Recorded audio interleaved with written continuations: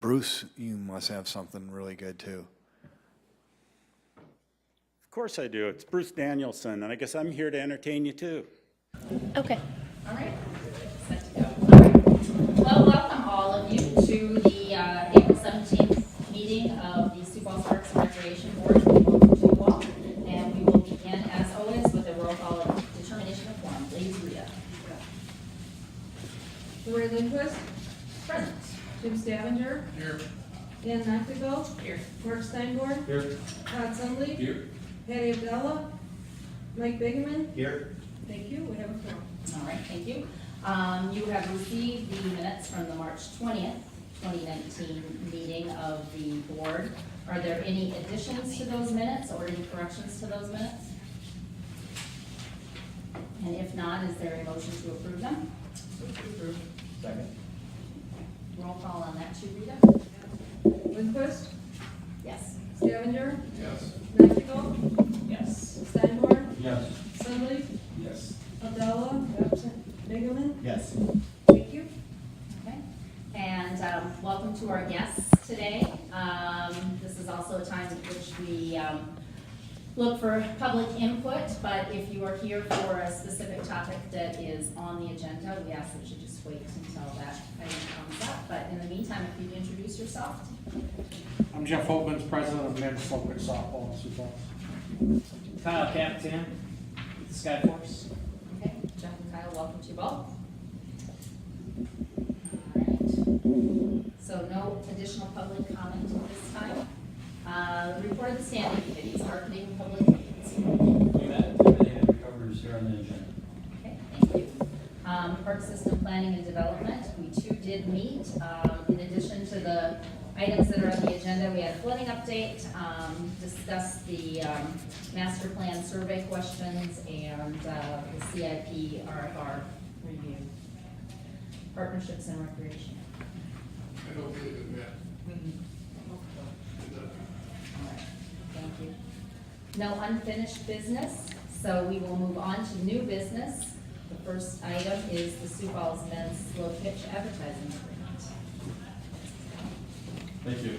Scott Smodge, Recreation Manager. In front of you all tonight is an agreement with the Sioux Falls Men's Slow Pitch Association, an advertising agreement at Farmington Park for the softball side of the facility. Agreement overview is a 5-year agreement that would expire December 31st, 2023 with an option for a 5-year renewal. The income generated from this agreement is to help them offset some operational costs for the Sioux Falls Men's Slow Pitch. The advertising will not be sold for a period longer for the agreement of which we will enter into with that organization. 20% of the gross revenues would be due to the city by December 1st of each year. Sioux Falls Men's Slow Pitch responsibilities do include the advertising on the scoreboards, the cost to install the advertising. They would also need to coordinate with our departments on install dates. They would also be responsible for any damage caused from the installation. They would also maintain the signs and condition satisfactory to our department, as well as maintain and replace any existing advertising. Our city responsibilities would be to pre-approve the advertising and also approve the construction methods necessary to display the advertising. With that, staff does recommend approval, and Jeff Holden is the president of the Sioux Falls Men's Slow Pitch Association, is here to help answer any questions that you may have. Thank you. So you've all seen this at your committee meetings, but are there any additional questions that you might have for Scott or Jeff? Okay.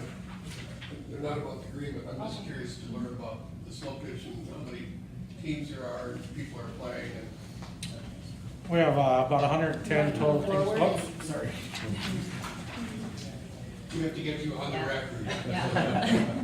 We have 110 teams total, with about 20 players on each team, so over 2,000 participants. Wow. That's a lot more than I thought. Yeah, we've got 100 regular men's slow pitch teams and 12 to 13, 50 and over plus teams. So, And our committee didn't meet, but have you done advertising We prior have not. to this? No, So we this have is not. new. This is new, yeah.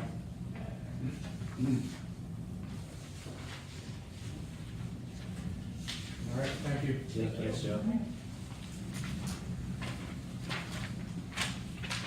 And you said this is similar to the SEBA agreement too, correct? Yes, this is pretty much identical to the SEBA agreement that you guys, that we brought forth, a little over a year ago.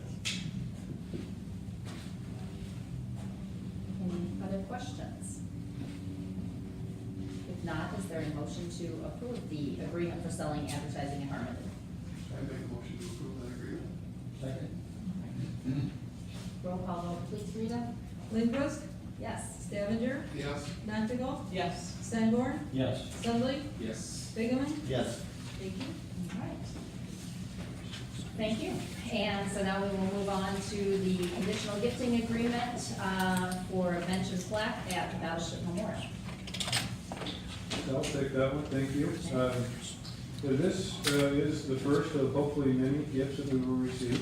A new process that we're going through in which the park board would make a recommendation to the city council as to whether or not to approve the gift. And this first gift is a conditional gifting agreement for a bench and memorial plaque for David Whitty to be placed at Sherman Park by the Battleship Memorial, and would be donated by his wife Betty. Dave Whitty has been a longtime fixture with the Battleship Memorial. Was also a city council before that, so I can't think of a more fitting memorial bench than this one in his memory of the Battleship. Would be happy to answer any questions that you might have. so the gift means that they do we do the work, and then it's just, they essentially pay for the materials of the work. Correct, yep. Okay. They'll buy the bench and the plaque and pay for the concrete, and we'll do all the installation. Is the bench, are there other benches out here, so will it match?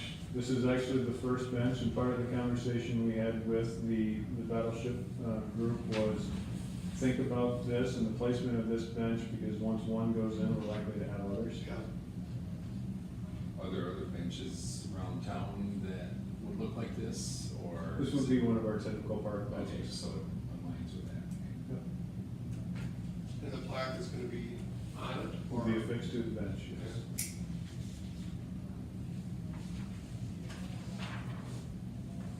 Okay, any other questions? If not, is there a motion to approve the conditional gifting agreement? Motion to approve. Second. Roll call vote on that? Lindquist, Yes. Stavanger, Yes, Noctigal, Yes. Sanborn, Yes. Sudley, Yes. Bigeman. Yes. Thank you. All right, thank you. On to a report of the director. Yes, thank you. It's been a busy month since we last met. Between the flooding and the snow and everything else that we've got going on. First of all, I want to talk a little bit about golf. I want to let you know that the inspectors have gone out and done their final investigation on the Elmwood Cart Barn fire, and concluded their investigation and essentially blessed us to be able to go out and clean it up. So if you go out there now, all the carts are in the landfill, and the new fencing is up, as well as the screen on that fencing to be able to store the carts in the concrete pad that the barn previously occupied. So that's up and running. Justin's really happy about that. As I mentioned before, they have some gas carts now, because obviously we lost all of our charging stations as part of that fire. So we're excited about being able to get that back to some temporary status, at least for cart storage. Also want to let you know at Prairie Green, as part of LU's efforts to continue to enhance the food and beverage service, they have gone out and purchased a popcorn popper. They have some pub tables that they've installed there, and done some other things there to try to make it a little bit more inviting for people to hang around after they're around. So that's looking good out there. And then I also wanted to share that Prairie Green gets a lot of use on its driving range, and it's not nearly as big as the one we have out in Elmwood now. There's a lot of room to move the tees around so that we can continue to regenerate the grass on that tee box out in Elmwood. And so one of the things that they've come up with is an artificial tee that they wanted to install out there. And a lot of, like Global Run, for example, has done it as well. It just allows during those times when the ground's saturated or we have an early season tournament where we really can't regenerate the turf as quickly as we'd like. It's an opportunity for people to be able to hit off of that turf and be able to hit balls when maybe the range otherwise might be closed. So it's gonna be a nice addition. I was out there yesterday and looked at it. It's really nice, and you know, it's just one strip on the back side of the actual driving range tee. It goes, I don't know, probably 150 feet by 5 feet wide probably, but if you're looking to get out and hit some balls, it'd be a good place. It's a kind of turf that you can actually stick the tee through the turf, and it's somewhat lifelike, so to speak, or real. I'm assuming you tested it out. I Didn't have just not. look at it? I wasn't dressed appropriately for Oh, that. okay. Otherwise, I probably would have taken a couple. Does it help for the shots? We don't know yet. I don't know yet. Yeah, I mean, hard to say. I know one of the pros is out hitting a few balls. He said it was quite nice. So anyway, check it out if you're out there looking to hit some balls. It's kind of a new thing, and they can be well received. Now, can I ask a little bit, and Kelby, this is probably for you, I was out there a couple weeks ago, and there were a lot of trees taken down. How many are left to, I mean, it is really starting to open up quite a bit. Is there a lot left to? There are a lot left. There's about another 100 ash trees out there that still need to come down. But we had weather for it early this year to remove trees in Elmwood, ash trees, and you said, go for it. I'm like, well, we'll start taking them down. You tell us when to stop because we don't want to really impact anything. I said, no, go right ahead. Let's get to the point where they're gone, and then we can start replanting or whatever it is that we need to do. Back at the golf course, there are some that are out there that will be treated until we can get other trees planted and get them grown to a certain size to help, because they kind of help shape some of the golf holes. And so then that would, once that time comes in, we can remove those ash trees. So when do you think the other 100 will be done? What's the target date? Well, we're Throughout the year? Yeah, throughout the next couple of years, really. Oh, We're okay. really focused right now on the streets, removing street trees. Okay. But it's definitely a spot where we'll add that into our response plan and get those removed as part of our public tree removals. Kelby, while you're out there, you want to give a little update on flood Sure. recovery? We would be doing a lot better if the river would cooperate. The levels continue to fluctuate. Water is back up into the entrance to Spencer and to Pasley, so both of those entrances are barricaded off. Within the coming days, we are going to open the balance of the parks that were closed. Right now, what we're seeing is our typical spring flooding where we get some standing water within some of the parks along the bike trail. So we'll do what we call our barricade dance. As the waters recede and come back up, we'll move barricades and ask park users to just respect the barricades that are there. But soccer starts on Monday, and we fully expect that we'll be ready for soccer to start. We've been laying in fields this week, getting debris picked up, doing what we can to block off some of the areas that aren't safe. Some of the things done along the greenway, we've built some temporary wooden enclosures just so people don't picket things, because always in open park system, people don't always leave everything alone. And we're working through some of the other things to get power restored to Yankton Trail Park so that we can host that tournament in May and get power restored to some of the other parks. We did have electrical service removed from parks from Yankton Trail down into the Greenway, and now we're working with Thompson Electric to make repairs and then XL to get that power turned back on. So some of our restroom openings will be delayed a little bit so that we can get those electrical repairs done. But we're in the process and we're moving forward. So speaking of the restrooms, so if there are events like soccer and stuff like that, will we be putting porta potties out Yep. there as alternates? Yes, we will be placing porta potties in those locations, just because it's time to provide that restroom service, and if we can't with the restroom facilities because of the flood damage, then we'll put the porta potties out. How about also an update on the status of the bridge removal from Skunk Creek? And so the Donald Park Bridge that washed is still in Skunk Creek.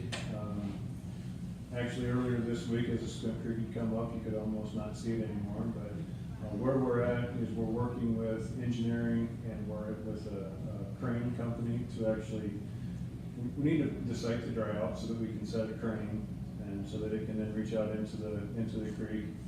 and pull the bridge out. And the process we're gonna use at this point is we're gonna have Clark Engineering, who's been doing bridge inspections for us for several years, and also during the course of this flooding, and have them on site. So as we pull the bridge up, they can look at it, they can determine whether or not it can be repaired or salvaged in any way. And if it can, we'll take it back to the site where it washed from, so repairs can be made on site and we can put it back in place. Not very likely that that's gonna be the scenario, but more likely the scenario that we think is gonna happen is we pull it out, it's gonna be deemed that we can't use it again, that it's not salvageable, and at that point, we'll haul it to the street campus and then determine its future, whether it goes to TJN or is disposed of another way, and at that point, then we'll begin the process to get a new bridge in place. Neighborhood is very concerned about the timing of getting that bridge in place. We've had several people reach out already, so we're definitely aware of how important that connection is, especially for that neighborhood. Otherwise, they have to go all the way down to Marion Road to get into the park, so. It's definitely an important connection, one we want to maintain. I know a lot of groups use our parks for various things. Is there any, chance of those groups not being able to use the parks? Maybe like in, May coming up? We've had communication with those folks? Yeah, we've been in communication with the users that are going to use the park system here early. For example, soccer is going to have to utilize some fields up at Sanford Sports Complex, especially for their tournament, which is something new, but it's something that we can accommodate. We've got some special events have been relocated. One has been relocated to the fairgrounds just because the time they need to make a decision, we couldn't promise that we would have trail for them for their event, so they've relocated. But at this point, we're working with everybody to make sure that they can operate their program as they have with minimal interruption. So do we absorb all the costs of the repair as part of our normal operating budget and then try to manage it accordingly? I'll take that one. On some of those things, we will. Some things like a bridge replacement is something that we would need appropriations for anyway, because it's more of a capital item. So some of that is still yet to be determined whether we're going to budget for it in 2020 or go for a supplemental appropriation. We have put together our preliminary damage assessment for the department, and we're working with other city departments to get all that put together and submitted then to the county emergency manager, who then submits it to the state. And then it's at that point, we, as South Dakota, will know whether or not we'll give a federal declaration, disaster declaration, and then whether or not FEMA reimbursement would kick in at that point. So are you at liberty to share what your preliminary? Well, we're not quite finished with it yet, but it's, what we're seeing, some of these bridges are expensive. We've got several $1,000s worth of electrical damage across the park system, just electrical stuff. So a lot of the things we'll be able to pick up within our operating budget, but other things like equipment, we lost some equipment, that stuff is gonna have to be budgeted in out years or something that's gonna take a supplemental Like all the appropriation. debris and stuff, that's just your staff going out and Yep, that's just picking us. it up and. At this point, we have had a great response to the volunteer efforts that we had a couple weeks ago. Had more than 100 volunteers come out for 2 hours and help us pick up debris and trash and get things situated. We've got other groups who are willing to come out yet, and we're working with those groups to find projects and dates and locations for them to do that as well. So, and that if we do get the declaration, our staff is tracking that time that they're spending on flood recovery. And all of those hours and those costs would be So we can account for it, yeah. Yep. Thanks, Kelly. Thanks. Thank you. A couple other items that I wanted to share is that last night we were in front of the city council and want to let you know that they approved the Morel substation purchase, the Falls Park substation purchase, the Butterfly House lease and sublease that we had before you, and the Lloyd Lawn naming application was approved too. Four. Like that turnout. So those are moving forward, and also speaking, I forgot one thing on golf. The ice and the snow that hit us last week did damage the Keene Park driving range net, and so that came down in bits and pieces and tore the net and that kind of stuff. And so we're looking at replacement net in a pole system that we can get reinstalled. So LU is working on that as we speak, and the driving range will be shut down for a while until we get that net back up. So anyway, I wanted to be aware of that. We've had damage outside of the river system as well as a result of the wind and the ice and the snow that we had that night. So, and I would like to have Mike talk a little bit about where we're at with Falls Park West, as well as the Falls Park Union 5 construction. Okay, well, Falls Park West, the 11 project, it's going pretty hot and heavy right now. We've probably got every trade involved on the site going every day. So, the interior of the buildings is pretty much complete. There's probably some minor touch-up painting and stuff like that, and some furnishings to be installed, some dividers and the restrooms and that, but they'll probably be complete, I'd say, by the end of next week, fully complete. Right now, the major focus on the exterior and site improvements, so, finishing up the siding work, the roofing, the roof on the shell itself will probably be done here the next few days, pending wind and rain and all that. And then we're still working on pouring sidewalk and creating some of the boulder walls. And we're a little bit stuck because of the wet conditions as far as spreading black dirt and doing landscaping. And there's also, the plant stock isn't available yet, trees and shrubs. So there's gonna be a little time lag in there, but our goal is to be substantially complete here, I would say, first part of May. And I think we're realistically gonna be able to hit that target just as long as Mother Nature helps us out a little bit. The site actually does dry up pretty quickly, so that's been positive, but days like today when we get a shot of rain at 10 o'clock, that doesn't help out for an exterior concrete. So we're making good progress, and I think we're on target to hit that early May substantial completion date, but there'll be some time that we'll need later in the spring in that second half of May probably to finish up landscaping, sod installation, stuff like that. Mike, I had a question today at one of my meetings, and I couldn't answer it. I probably know this, but regarding the times of the concerts, do you know for sure when they were planning to start? Someone asked about employees being able to get out of the downtown area and for parking availability. Do you know when those concerts start and end, like on the proposed weekends? Well, I think Jackie might be better to answer this, but generally I think they're a little bit later in the evening, so we're talking in that 7 to 9 range.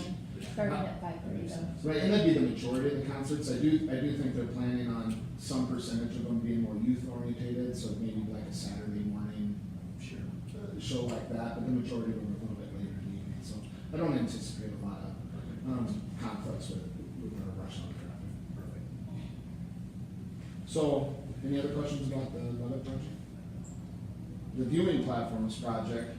So earlier this winter, we had to place a bunch of riprap on the north side of the bridge, and that involved speeding up the water for no-rise situations involved with flooding. So we placed all that in February, and believe it or not, all that rock is still there that we put there. So even with this flood that came through, it held up, and so that was good. It actually kind of cleaned it up. There's a bunch of dirt and debris that kind of came in from the construction traffic, and then that washed it a little bit. So that was good. So that's all in place. Right now the site's pretty soggy, obviously, so getting equipment in and out is going to be a little bit of a challenge. We're going to have to be careful and pay attention to what we're doing there. But contractor intends to start on doing the site grading and the concrete work, maybe the end of this week, but probably more realistic to start it next week.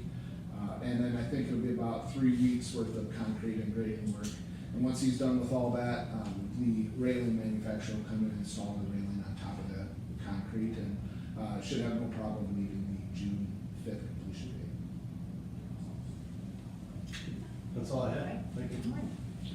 Any questions for Don? Yeah, can you give us an update on the comprehensive plan? Yeah, I can give you a little update, and then if I miss something, Tori can certainly come along.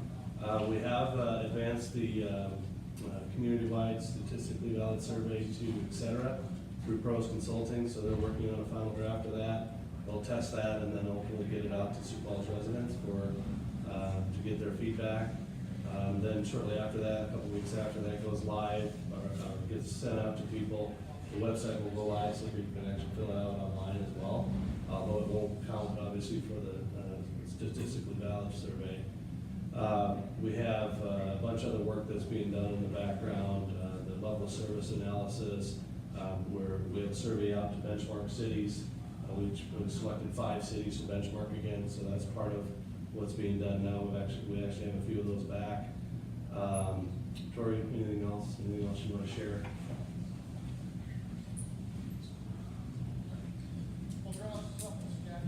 Yeah, I think you pretty much hit it on the head. You know, this is the time in the comprehensive plan where pros really starts digging into what they heard from the community and then what we provided to them with our facility inventories, our programming inventories, and then they start coming up with ways to attack that. You know, starting to get that master plan put together.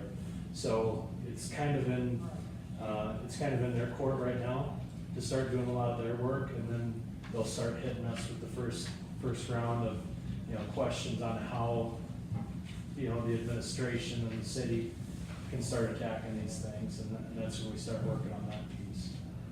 So do we have a timeline on when we think the final plan would be available for public consumption? Yep, looking like the end of November. Okay. I guess one thing to kind of keep your eyes open for, probably, I'd say in, maybe not next month, but the month after, we'll be bringing pros in to give you guys a presentation of where they're at as far as the community input results, and then any survey type stuff that they have to date. That's kind of the checkpoint that they wanted to do, and then we'll also have them present to the city council as well. Okay. And will the Falls Park West be part of that? Part of the comprehensive Yeah. plan. Kind of on a high level type deal. Basically a high level for everything, just kind of looking at levels of service for all the different things that we do. If there are some parks that need a further dive, like a Frank Olson or a Falls Park or something like that, we can then write an amendment and then have them attack that a little bit further. Thank you. All right, no additional agenda items have been added since the deadline. No communications to the board have been received. Any open board discussion? Anything you want to touch on at all? If not, is there a motion to adjourn? Move to adjourn. All right, meeting adjourned. This